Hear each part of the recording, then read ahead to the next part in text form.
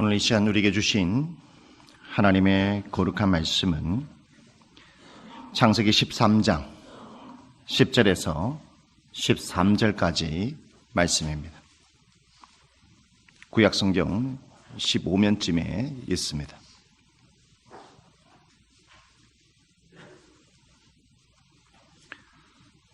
창세기 13장 10절에서 13절까지 말씀입니다.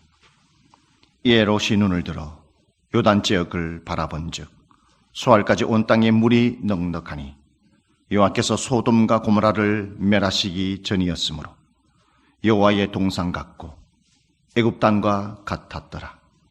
그러므로 롯이 요단은 온 지역을 택하고 동으로 옮기니 그들이 서로 떠난지라. 아브람은 가나안 땅에 거주하였고 롯은 그 지역의 도시들에 머무르며 그 장막을 옮겨 소돔까지 이르렀더라. 소돔 사람은 여호와 앞에 악하며 큰 죄인이었더라. 아멘. 할렐루야. 찬양대에 영광의 찬양을 올려드리겠습니다.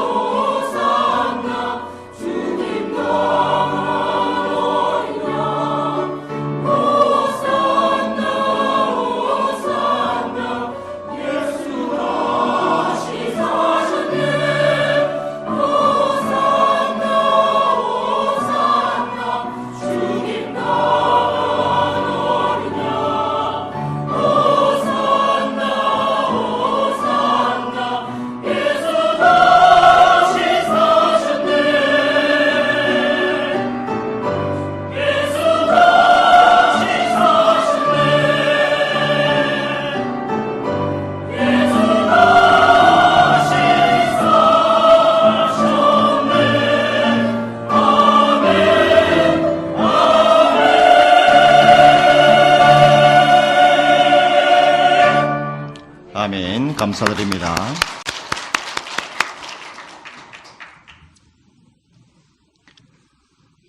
사람은 이 세상의 삶을 살아가면서 실수를 하며 살아가지요. 오늘 성경에 나타나고 있는 아브라함도 롯도 실수하며 삶을 살아갔습니다. 그런데 오늘 아브라함과 롯이 하나님 앞에 예배를 드리고 난 다음에 서로 다른 출발을 하고 있음을 알 수 있습니다. 오늘 저와 여러분은 어떠한 출발을 향하여 나아가고 있습니까? 그것이 아름다운 출발입니까?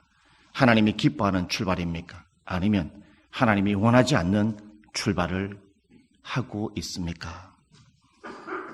오늘 성경의 본문의 말씀을 통해서 하나하나 찾아보도록 하겠습니다. 오늘 아브라함은 제단에 예배 드리기 전에 여러 가지 많은 실수를 하게 되지요. 어떠한 실수를 저지르게 될까요?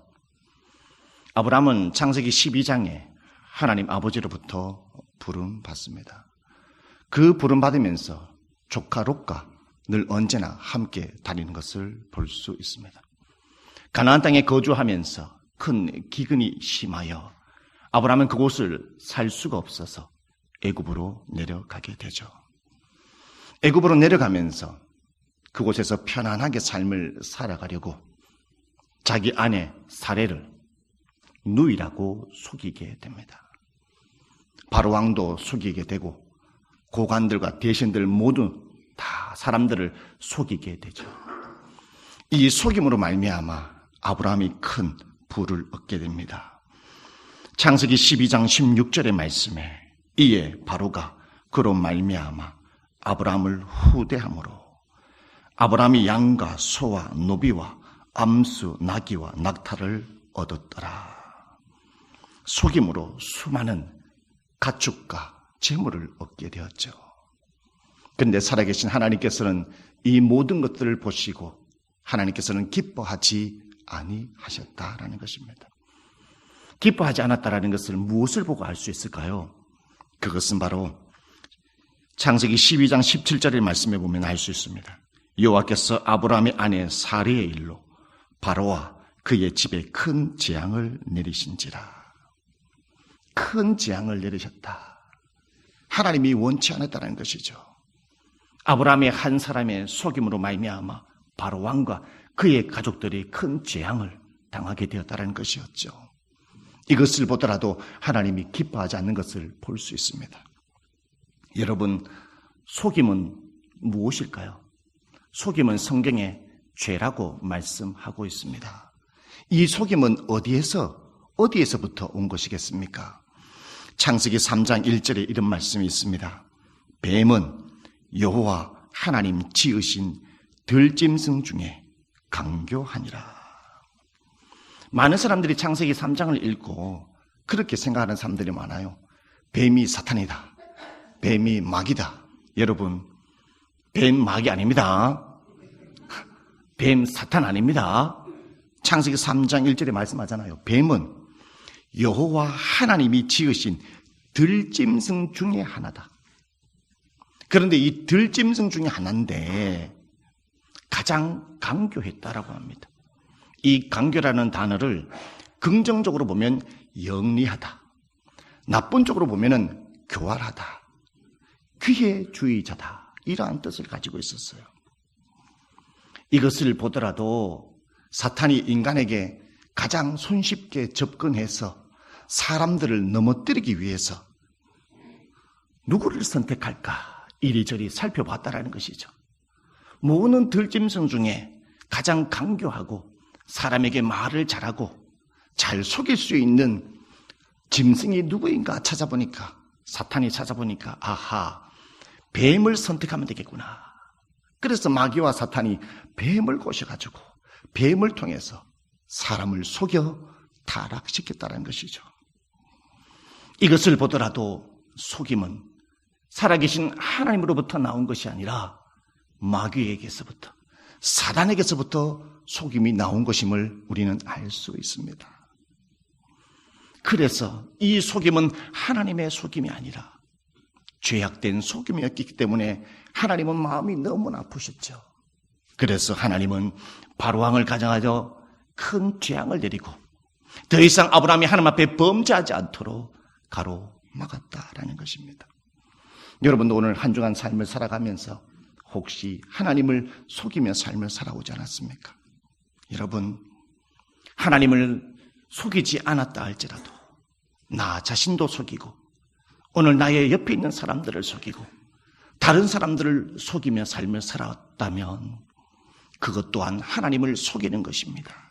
오늘 아브라함을 통해서 그것이 죄악이라는 것을 저와 여러분에게 말씀하고 있는 것을 알 수 있습니다. 이것을 통해서 아브라함은 범죄한 그 이후에 무엇하러 올라가느냐? 창세기 오늘 13장 4절 말씀에 이렇게 말씀하고 있습니다. 그가 처음으로 제단을 쌓은 곳이라. 그가 거기서 여호와의 이름을 불렀더라. 처음 제단을 쌓은 곳으로 올라갔죠. 철저하게 실패하고 철저하게 실수한 그 이후에 처음 제단을 쌓은 곳으로 찾아가고 쫓아갔다라는 것입니다. 근데 오늘 성경의 말씀에 보면 처음 제단을 쌓은 곳이다 이렇게 말하고 있잖아요. 근데 엄격히 말하면 두 번째 제단입니다. 첫 번째 제단은 언제 쌓았느냐? 세겜 땅에서 첫 번째 제단을 쌓습니다. 하나님께서 자기에게 나타나셔서 자기에게 나타나 그 현현하신 하나님에 대해서 너무나 감사한 나머지 그것을 기념하여서 거기에서 세겜 땅에서 제단을 쌓게 되는 것입니다. 그런데 여기서 기념하기 위해서 제단을 쌓지 아브라함이 하나님 앞에 공적 예배를 드리기 위해서 제단을 쌓은 것은 아니었다라는 것입니다. 그렇기 때문에 오늘 성경은 뭐라 말하느냐? 베델에서 드렸던 첫 번째 제단이 공적 예배를 드린 장소였기 때문에 오늘 아브라함을 향하여서 이곳이 바로 첫 번째 제단이다 라고 오늘 성경은 말씀하고 있는 것입니다. 첫 번째 제단, 첫 번째 예배를 드리고 첫 번째 공적 예배를 드렸던 이곳에 아브라함이 찾았던 이유가 무엇이겠습니까? 그것은 바로 다시 첫사랑을 회복하기 위해서입니다. 처음 하나님을 만나고 처음 하나님 앞에 부르심을 받았던 부분에 대해서 다시 한번 생각하기 위해서 이곳으로 찾아왔다는 것이죠. 이곳에서 예배를 부르면서 여호와의 이름을 불렀더라 이렇게 말합니다. 여호와의 이름을 불렀다라는 것은 두 가지 이유 때문에 이름을 불렀다는 것이죠. 무엇일까요? 이 예배를 통해서 자기가 애굽에서 하나님을 속였던 것, 사람을 속였던 이 죄악의 부분에 대해서 철저하게 하나님 앞에 회개합니다. 여호와 하나님, 내가 하나님을 속이려 했던 것을 용서하여 주시옵소서. 하나님을 의지하지 않고 하나님의 지혜로 살아가지 아니하냐고 나의 지혜로 하나님 아버지 속이려 했던 죄악을 용서해 주시옵소서. 회개하기 위해서 이곳에서 예배를 드렸다는 것입니다. 두 번째, 왜 무엇 때문에 두 번째 이곳에서 여호와의 이름을 불렀을까요? 그것은요, 여러분, 애굽에서 분명히 아브라함이 실수했습니다. 분명히 롯이 실수를 했습니다. 근데 살아계신 하나님께서는 더 이상 범죄하지 않도록 하나님이 가로막아 주셨잖아요. 얼마나 감사해요. 그런데요, 하나님은 참 더 은혜로우신 분이에요. 아브라함과 롯이 실수를 했어요. 범죄를 했어요. 하나님의 뜻대로 삶을 살아가지 않았어요. 그런데 어떻게 해요? 애굽에 나올 때에 많은 가축들과 많은 재물들을 가지고 나왔다는 것이죠. 그래서 오늘 아브라함은 예배를 드리면서 하나님, 이 어려운 관계 속에 나를 지켜주시고 더 이상 범죄하지 않도록 막아주심에 대해서 너무나 감사합니다. 그리고 하나님, 내가 실수했음에도 불구하고 하나님 오늘 많은 재물과 가축을 주신 이 하나님의 은혜를 너무나 감사합니다. 하나님, 나는 오늘 이것을 받을 자격이 없어요. 하나님, 나는 오늘 이것을 누릴 자격이 없어요. 하나님 앞에 여호와의 이름을 부르면서 하나님 감사합니다. 그리고 하나님을 찬양합니다. 하나님을 찬양하죠. 오늘 저와 여러분도 마찬가지입니다. 우리는 인생의 삶을 살아가면서 실수를 하지요. 그러나 우리가 생각하는 것들보다가도 하나님께서는 더 많은 여러분에게 은혜를 주시는 하나님임을 여러분 믿으시기를 바라겠습니다. 여러분, 오늘 성경의 말씀에는 오늘 제단에서 예배를 드렸던 사람은 아브라함 한 사람밖에 안 나옵니다. 정말 아브라함 혼자 이곳에서 예배를 드렸을까요? 아닙니다. 아브라함 아내 사레도 있고 그의 조카 롯도 있다라는 것이죠. 그런데 여러분, 아브라함이 실수 후에 예배를 드렸는데, 롯도 예배를 드렸는데, 이 예배를 드리고 난 다음에 아브라함의 인생의 출발과 롯의 인생의 출발이 다르게 나타나고 있습니다, 여러분. 여러분, 예배를 드리고 난 다음에 어떠한 현상이 일어나느냐 하면 아브라함의 가축의 목자와 롯의 가축의 목자가 서로 다투게 됩니다. 여러분, 예배를 드리고 난 다음에 뭔가 잘 풀려야 되잖아요. 좋은 일이 있어야 되잖아요. 그런데 좋은 일이 있는 것이 아니라 오히려 서로의 가축의 목자들이 다투고 있는 것이죠. 이것을 보고 아브라함은 무엇이라고 말씀하고 있느냐? 창세기 13장 7절의 말씀에 보면 그러므로 아브라함의 가축의 목자와 롯의 가축의 목자가 서로 다투고 또 가나안 사람과 브리스 사람도 그 땅에 거주하였는지라. 8절 말씀, 아브라함이 롯에게 이르되 우리는 한 친족이라.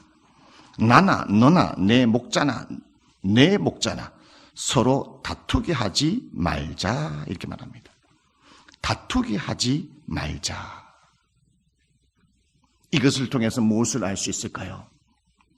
아브라함은 그 전에 실수한 사람이었지만 아브라함은 예배를 통해서 영혼이 살아난 사람입니다. 아브라함은 예배를 통해서 마음이 살아난 사람입니다. 아브라함은 예배를 통해서 삶이 살아난 사람인 것을 알 수 있습니다. 여러분, 하나님 앞에 영적으로 살아있는 사람은 다툼의 환경에 있다 할지라도 그것을 다툼으로 바꾸지 않는다는 것입니다. 예수님께서 말씀하신 마태복음 5장 9절에 이렇게 말씀합니다. 화평케 하는 자는 하나님의 아들이다. 예수님이 말씀하셨어요. 화평케 하는 자는 하나님의 아들이다. 다른 말은 뭘까요?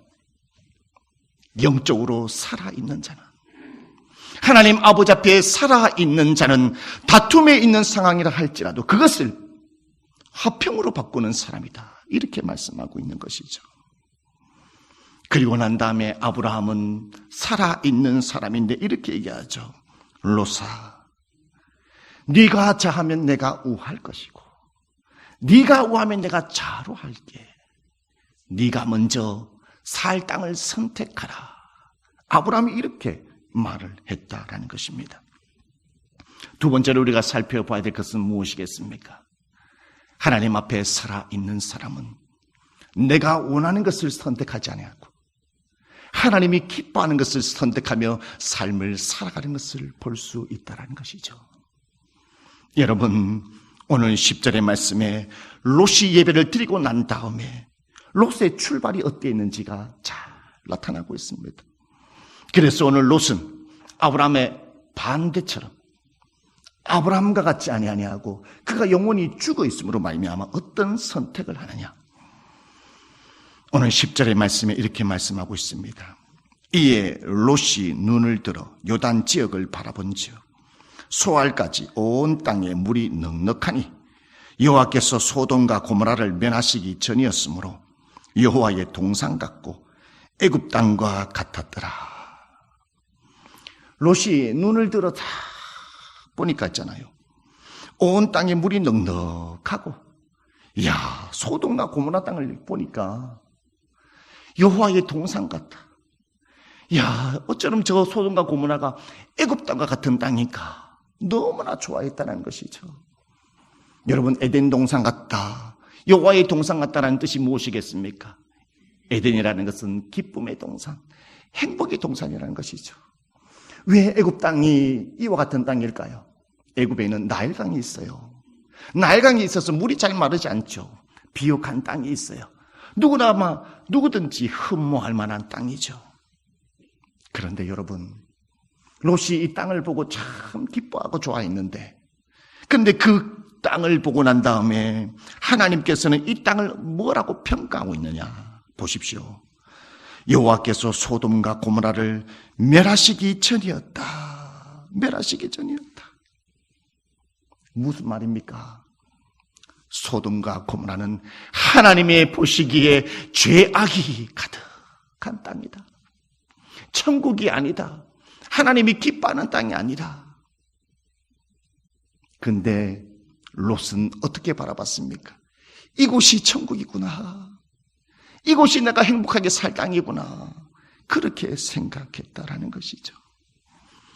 하나님의 사람의 살아있는 선택과 하나님의 사람이 아니고 살아있지 못한 사람의 선택이 이와 다르다는 것을 알 수 있습니다. 그래서 그들의 두 사람의 출발이 확연하게 차이가 있다는 것을 창세기 13장 12절 말씀에 이렇게 말씀하고 있습니다. 아브라함은 가나안 땅에 거주하였고 롯은 그 지역의 도시들에게 머무르며 그 장막을 옮겨 소돔까지 이르렀더라. 아브라함은 가나안 땅에 머물렀다는 것입니다. 하나님은 아브라함이 가나안 땅에 머물기를 원했다는 것이죠. 가나안 땅은 젖과 꿀이 흐르는 땅, 하나님의 천국의 땅을 말씀하는 것입니다. 오늘 이 시간에 예배를 드리는 저와 여러분은 모두 살아있는 하나님의 백성들입니다. 그렇다면 저와 여러분이 선택해야 될 땅은 무엇이냐? 바로 천국입니다. 천국을 소망하며 하루하루 삶을 살아가야 될 줄 믿습니다.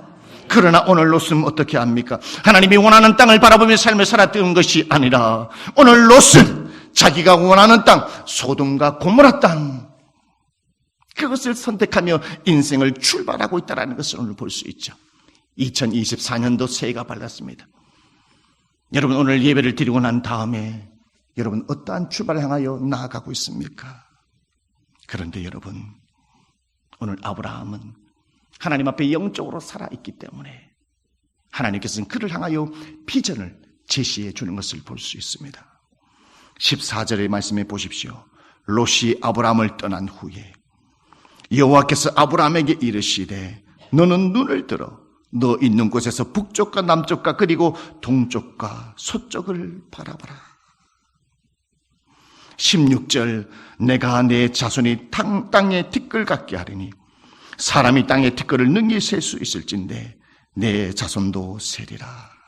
야 여러분 롯이 떠나고 난 다음에 하나님께서 아브라함에게 나타나서 비전을 보여주시고 꿈을 보여주시는 것을 볼 수 있다는 것입니다. 여러분 이처럼 살아있는 사람에게는 하나님께서는 비전을 보여주십니다. 꿈을 보여주신다는 것입니다. 비전에 있는 사람은, 꿈에 있는 사람은 게으름의 삶을 살아가지 않습니다. 하나님의 비전에 있는 사람은 하나님을 바라보고 최선을 다하여 하나님이 기뻐하는 삶을 달려가는 사람이라는 것을 볼 수 있다는 것이죠. 오늘 아브라함에게 비전과 꿈을 보여주시는데 여러분 사람은요 말로 하면 잘 안 믿어요. 말로 하면 잘 안 믿어요. 뭔가 듣고 봐야 믿는다는 것입니다. 오늘 하나님이 아브라함에게 비전을 제시해 줬어요. 비전을 제시해 줬는데 하나님이 말로 했죠. 야 아브라함아 동서남북을 바라봐라. 동서남북을 바라봐가지고 이 보는 것은 내가 너에게 다 줄게. 자손도 이렇게 많아질 거야 얘기해요. 그런데 아브라함이 감동이 별로 안 왔는가 봐요. 감동이 별로 안 왔는가 봐요. 시큰둥한가 봐요. 그러니까 하나님이 도저히 안 되니까 뭐라고 말하냐면요. 창세기 13장 17절 말씀 이렇게 얘기합니다. 너는 일어나 그 땅을 종과 행으로 두루 다녀보라. 내가 그것을 내게 주리라. 뭐라 말합니까? 아브라함아 일어나 보라. 그리고 종으로 한번 걸어보고 그리고 행으로 한번 걸어봐라. 종으로 걸어보라 행으로 한번 걸어보라. 야, 하나님이 직접 걸어보게 하면서 이 모든 것을 다 주겠다라고 말씀하고 있다는 것이죠. 아브라함이 이 말씀을 들으면서 얼마나 행복했을까요, 여러분? 그런데 보십시오. 오늘 14절 말씀에 롯이 아브라함을 떠난 후에 하나님께서 아브라함에게 말씀하셨다. 비전을 말씀했다는 것을 볼 수 있습니다. 여러분, 영적으로 살아있는 사람, 하나님을 향하고자 하는 사람, 하나님을 온전히 섬기고자 하는 사람, 하나님 앞에 온전히 기도하고자 하는 사람, 하나님이 원하는 대로 삶을 살아가고자 노력하는 사람에게는 비전이 있는 것을 볼 수 있지만 여러분 보십시오. 소돔과 고모라 땅을 선택해서 떠나는 롯에게 하나님이 나타나셔서 말씀하신지 보십시오. 아무 말씀이 없다라는 것입니다. 롯도 함께 예배를 드렸던 사람이지 않습니까? 그러면 하나님께서는 롯에게 나타나서 롯아 너는 소돔과 고모라에 이렇게 삶을 살아야지 라고 말씀해야 되지 않겠습니까? 그러나 롯에게는 어떠한 하나님의 말씀도 주시지 않고 있다는 것을 여러분 믿으시길 바라겠습니다. 여러분, 아브라함은 살아있는 사람입니다. 그러나 롯은 살아있지 않는다는 것을 볼 수 있다는 것이죠. 하나님의 길을 가는 사람과 하나님의 길을 걸어가지 않는 사람의 마지막에 어떠한 결과가 있는지 아십니까? 그것은 창세기 14장 말씀을 통해서 우리에게 너무나 잘 말씀해 주고 있습니다. 여러분, 가나안 땅에는 이 북쪽에 4개의 나라가 있었습니다. 그리고 남쪽에 남부 가나안에 5개의 왕들이 있었습니다. 그런데 북부 왕들과 남부 왕들이 전쟁을 하게 되었죠. 그 전쟁을 하게 된 이유가 무엇이었냐면 오늘 창세기 14장 4절의 말씀에 보면 이와 같이 말씀하고 있습니다. 이들이 12년 동안 그돌라 오멜을 섬기다가 제13년에 배반한지라. 남부 가나안 왕들이 5개 왕들이 북부 가나안 왕 그돌라 오멜을 12년 동안 섬기고 있었어요. 그런데 13년째 되는 해에 이들이 모두 배반했다라는 것이죠. 그래서 제14년에 북부 가나안 왕들이 연합하여서 이 남쪽에 있는 왕들을 징벌하기 위해서 다 모였다라는 것입니다. 전쟁을 하기 위해서 모였다라는 것이죠. 그런데 주님, 여기에 누가 있죠? 남부 가나안 땅에 누가 있습니까? 소돔과 고모라 땅에 있다라는 것이었죠. 지금 롯이 소돔과 고모라 땅에 있지 않습니까? 그런데 여호와의 동산 같다라는 곳을 향하여 길을 떠났는데 이제 코앞에 전쟁이 일어나기 직전이라는 것이죠, 여러분. 그래서 창세기 14장 11절 말씀에 이렇게 말씀하고 있습니다. 내 왕이 소돔과 고모라의 모든 재물과 양식을 빼앗아가고 12절 소돔에 거주하는 아브라함의 조카 롯도 사로잡고 그 재물까지 노력하여 갔더라. 어떻게 되었습니까? 가나안 북부 왕에게 남방에 있는 이 5개 나라가 다 망하고 말았다는 것입니다. 전쟁에 실패했다라는 것이죠, 여러분. 오늘 이 땅에 고모라에 살고 있고 소돔과 고모라에 살고 있는 롯이 있지 않습니까? 오늘 롯이 어떻게 됐습니까? 롯이 처음 출발할 때는 여호와의 동산 같다라고 말했습니다. 이곳이야말로 내가 성공할 수 있고 이곳이야말로 내가 행복하게 삶을 살아갈 수 있고 이곳이야말로 천국이라고 생각했던 롯. 무엇으로 변했죠? 생지옥으로 변하게 되었습니다. 재산은 다 빼앗기게 되고 마음은 지치고 육체도 지치고 이제 더 이상 인생의 미래가 보지 않는 가운데 속에 모든 것을 다 잃어버렸던 이 롯. 그것뿐만이 아니라 포로가 되어서 잡혀가게 되었다는 것입니다. 이제 포로로 끌려가게 되면 언제 죽을지 모르는 이 한 상황 속에서 여러분, 언제 죽을지 모르는 이 한 상황에 오늘 롯은 후회하고 있다는 것입니다. 하나님을 떠난 자의 삶이 바로 이러하다는 것이죠. 그러나 오늘 창세기 14장 말씀에 하나님의 살아있는 사람은 다르다라는 것을 알 수 있습니다. 오늘 아브라함의 조카 롯이 잡혀갔다는 소식을 듣고 아브라함이 어떻게 했을까요, 여러분? 창세기 14장 14절 말씀에 이렇게 말씀하고 있습니다. 아브라함이 그의 조카가 사로잡혔음을 듣고 집에서 길리고 훈련된 자 318명을 거느리고 단까지 쫓아가서 16절 모든 빼앗겼던 재물과 자기의 조카 롯과 그의 재물과 또 부녀와 친척을 다 찾아왔더라. 할렐루야. 여러분, 하나님 앞에 예배를 드리는 사람, 하나님 앞에 영원히 살아있는 사람은 하나님의 자녀가 세상에 잃어버렸을 때에, 잃어버린 양이었을 때에, 한 영혼이 힘들어한 가운데 속에 있을 때에 살아있는 사람은 그것을 보고 그냥 그대로 있지 않습니다.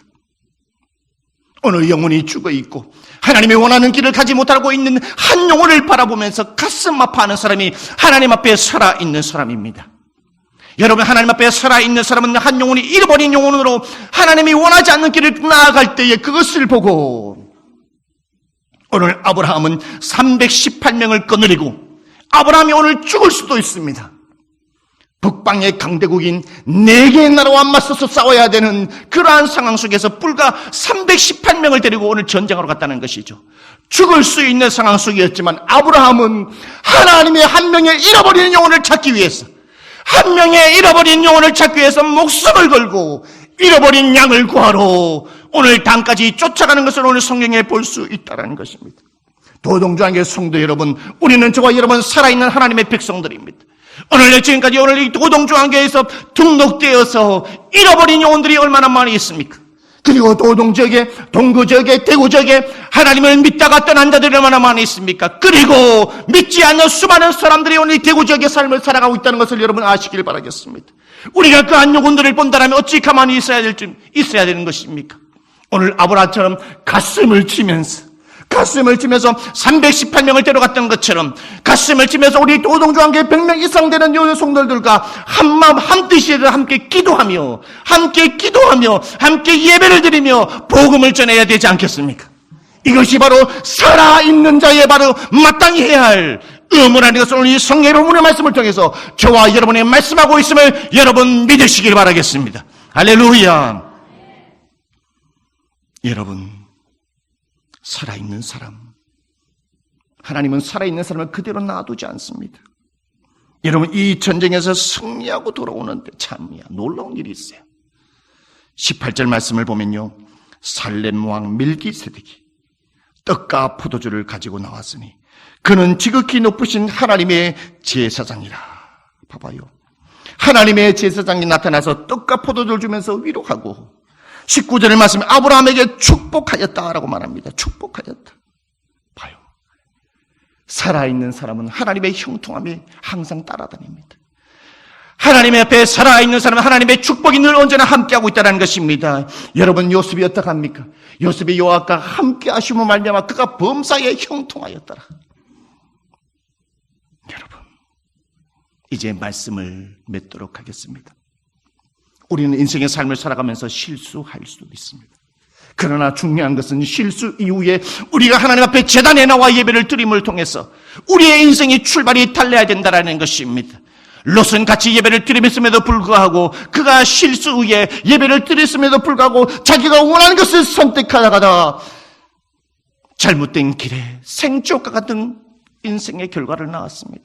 그러나 아브라함은 어떻게 합니까? 하나님 앞에 제단에 나와 철저하게 회개하고 하나님의 주심에 대해서 감사하고 하나님을 앞에 찬양을 드리면서 다툼이 있는 가운데 속에도 화평케 하였고, 그가 세상에 세상이 원하는 것을 선택하는 것이 아니라 하나님이 원하는 것을 선택하며 인생의 길을 걸어가였다. 살아있는 사람은 하나님의 비전을 가지고 하나님의 꿈을 가지고 달려가는 사람입니다. 하나님의 사람은 잃어버린 한 영혼을 보고 그대로 있는 것이 아니라 눈물로 기도하고 한 영혼을 구원하기 위하여, 그 생명을 구원하기 위하여 끝까지 쫓아가고 땅까지 쫓아가서 구해오는 사람이 살아있는 사람입니다. 마지막으로 살아있는 사람은 하나님의 축복이, 하나님의 형통함이 가득한 것을 오늘 저와 여러분에게 있다는 것을 여러분 기억하시기를 바라겠습니다. 할렐루야. 기도하시기